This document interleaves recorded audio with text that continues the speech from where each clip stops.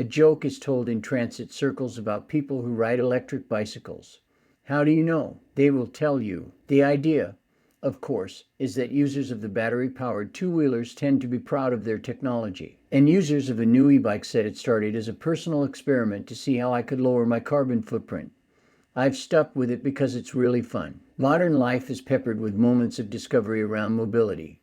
The first car drive as a teenager, the first trip on a train, plane, or bus, watching the world from a window seat. In this decade, that moment is increasingly likely to be an inaugural ride on an e-bike, often said to spark a childlike joy, thrilling and freeing. There are many e-bikes on the road today. The pandemic bike boom boosted e-bike sales 145% from 2019 to 2020, more than double the rate of classic bikes. In 2020, around 500,000 e-bikes will be brought home by Americans, according to industry estimates. Pew Research Center estimates that they bought 231,000 all-electric cars during the time period, a ratio of about 2 to 1. The growth rate does not appear to be slowing down. According to Deloitte, 130 million e-bikes will be sold globally between 2020 and 2023. At the moment, e-bikes, not cars, appear to be the world's best-selling electric vehicle. Urban transit could be transformed by such a trend.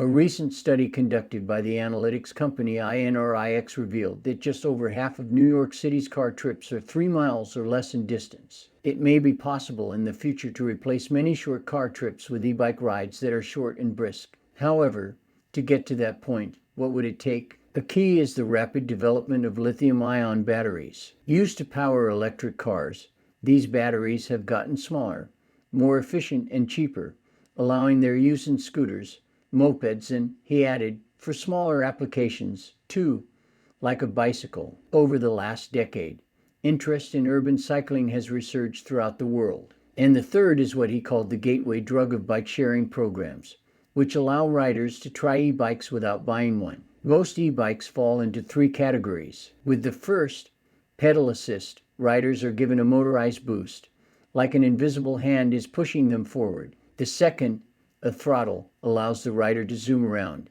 up to 20 miles per hour, without pedaling, and is commonly used by delivery drivers and couriers. And the last is a faster pedal assist, allowing speeds of at least 28 meters mph. For New York's City Bike, the electric blue pedal assist bikes make up 20% of the fleet but carry 35% of all rides, according to internal data provided by Lyft, its parent company. Given that monthly City Bike rides have topped 3 million 4 times this year, that's a lot. Laura Fox, the general manager of City Bike at Lyft, said that for longer trips, e-bikes dominate. About 63% of rides between boroughs, which can be several miles, are battery-powered. For the longest borough-hopping trips, it's 80%. People seem to be interested in them, based on the data. If they are, then that becomes their dominant mode of selection. In 2021, a third of all new City Bike riders rode an e-bike for the first time,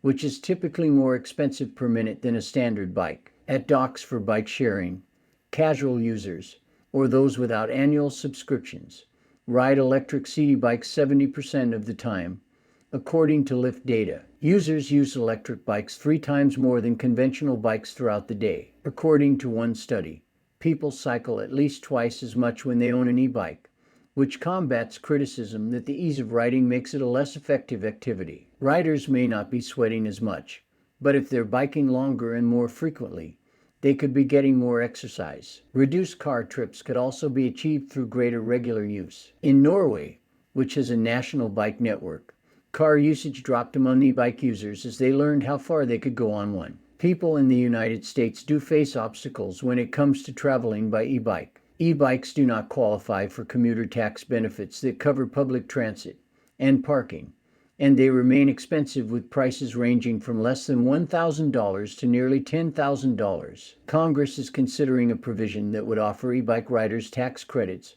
and commuter benefits, similar to incentives offered in countries like France. However, experts say electric bikes won't be used if riders don't feel comfortable and if there isn't infrastructure that allows them to feel safe. In order to ride more, he took advantage of Vancouver's bike-friendly streets, an e-bike on display at a Selfridges store in London. Several countries, including Britain, offer tax credits for bikes and are improving infrastructure for them. The United States is behind some countries in this area. British authorities offer tax credits for e-bikes and fund local efforts to expand bike lanes. According to one figure from the market research company Mental, the e-bike market there saw a 70% jump this last year, with 170,000 sold in 2020. There have been challenges, which entrepreneurs are working to overcome. Adebola Adeli used Santander Cycles, London's bike share program, as he studied electrical engineering at college. But he noticed issues.